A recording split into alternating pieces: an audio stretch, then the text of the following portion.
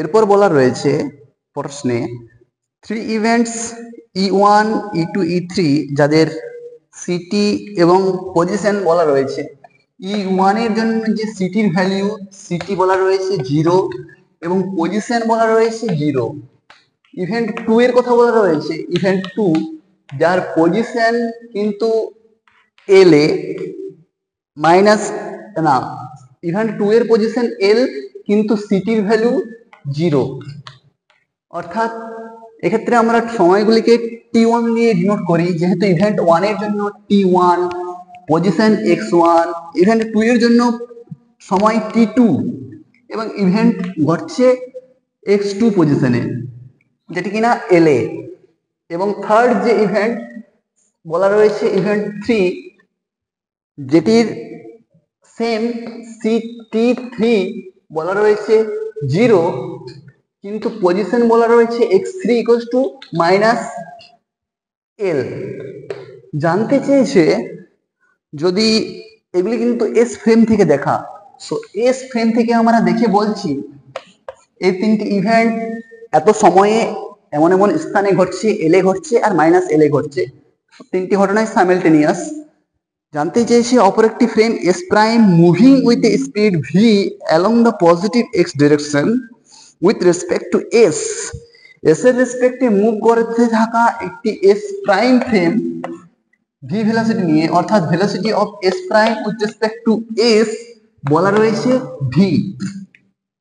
তার জন্য Lawrence factor খুব সহজে নির্ণয় করতে পারি। সেক্ষেত্রে বলছে in S prime let T1 prime T2 prime T3 prime be the respective times at which event 1 event 2 event 3 occurred।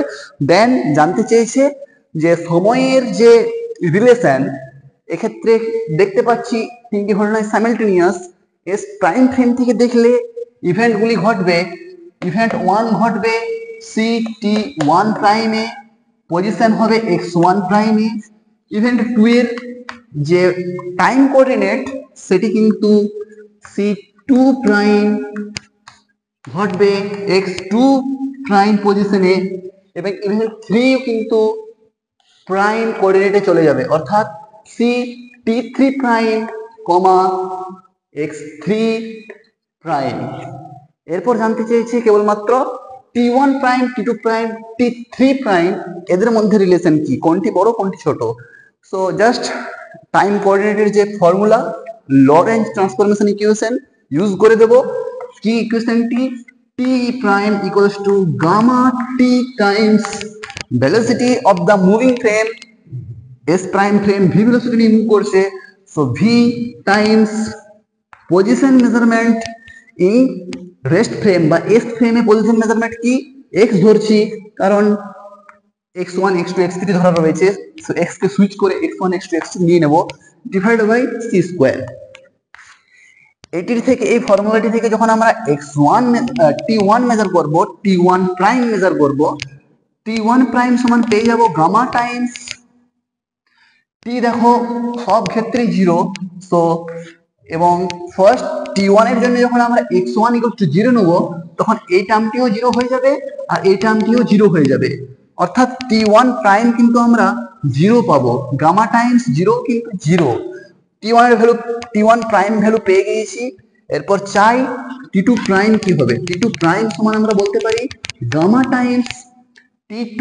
T2 এর ভ্যালু কিন্তু এই যে 0, সো 0 মাইনাস আমাদের বলা রয়েছে ঘটনাটি ঘটবে এল পজিশনে, সো ভি টাইমস এল, কারণ ভেলোসিটি হচ্ছে ভি ফ্রেমটির, মুভিং ফ্রেমটির, এবং পজিশন এক্স এর ভ্যালু কিন্তু T2 এর জন্য বা ইভেন্ট 2 এর জন্য পজিশন এল, তাই L divide by C square. T2 এর ভ্যালু কিন্তু পেয়ে গেলাম -20, অর্থাৎ T1 এর ভ্যালু 0, T2 এর ভ্যালু দেখো, T2 প্রাইম এর value, T2 prime minus gamma V L divide by C square. এরপর রয়েছে T3 প্রাইম ক্যালকুলেট করা।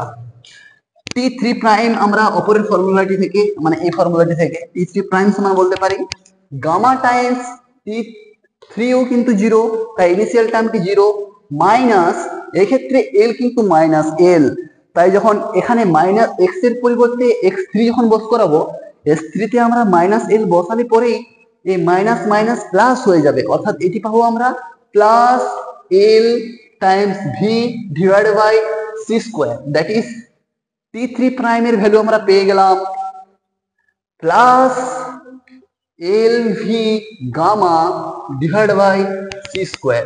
সো এখান থেকে দেখো এই টার্মটি পজিটিভ, অর্থাৎ t3 সব থেকে বড়, তারপরে কিন্তু t1, তারপরে নেগেটিভ। কারণ যদি একটি রিয়েল অ্যাক্সিস ধরি, জিরো কিন্তু মিডিলে রয়েছে, ডান দিকের সব পজিটিভ গুলি কিন্তু বড় এবং লেফট সাইডে নেগেটিভ, নেগেটিভ কোয়ান্টিটি কিন্তু জিরোর থেকে ছোট।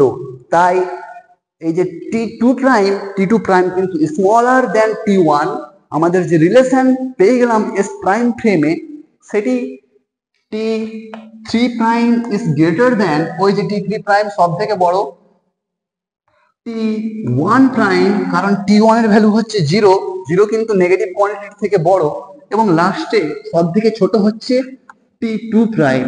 এই অপশনটি দেখো কোন অপশনে রয়েছে, অপশন এতেই রয়েছে T three greater than T one greater than, T three greater than T one greater than T two, T two সব থেকে ছোট। হ্যাঁ, option A is the correct option. এভাবে আমরা রিলেটিভিটির কিছু প্রশ্ন আজকে করার চেষ্টা করলাম। যদি কোনো প্রশ্নে কোনো রকম অসুবিধে বা ডাউট থেকে থাকে সেটি কমেন্টে তুমি জানাও, এবং ভিডিওটি কেমন লাগলো সেটিও তুমি কমেন্টে জানাও।